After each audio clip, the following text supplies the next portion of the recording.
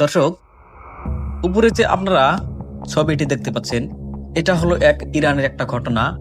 যে ছবিটা দেখতে পাচ্ছেন, একটা মূর্তি, সেই মূর্তিটার নাম হলো বাল। আর এটা নিয়ে আমি আজকে কিছু আলোচনা করব।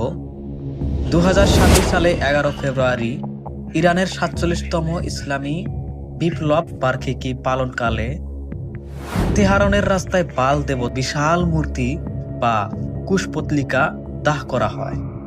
এই ঘটনাটি বিশ্বজুড়ে আলোচনার জন্ম দেয়। এই ঘটনার পিছনে কয়েকটি প্রেক্ষাপট রয়েছে।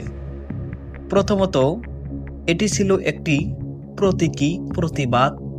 বিক্ষোভকারীরা বাল মূর্তিকে পশ্চিমা অপসংস্কৃতি, শয়তান উপাসনা এবং দুর্নীতির প্রতীক হিসাবে ব্যবহার করে। তারা এই মূর্তিটি পুড়িয়ে যুক্তরাষ্ট্র ও ইসরায়েলের প্রতি তাদের ক্ষোভ ও ঘৃণা প্রকাশ করে। দ্বিতীয়ত, ধর্মীয় প্রেক্ষাপট। ইসলামী বিশ্বাস অনুযায়ী পবিত্র কুরআনে সূরা আস-সাফাত আয়াত নাম্বার 125 বাল দেবতার উল্লেখ রয়েছে, যেখানে নবী ইলিয়াস আলাইহিসসালাম তার জাতিকে এক আল্লাহর ইবাদত ছেড়ে বাল মূর্তির পূজা করার জন্য তিরস্কার করেছিলেন।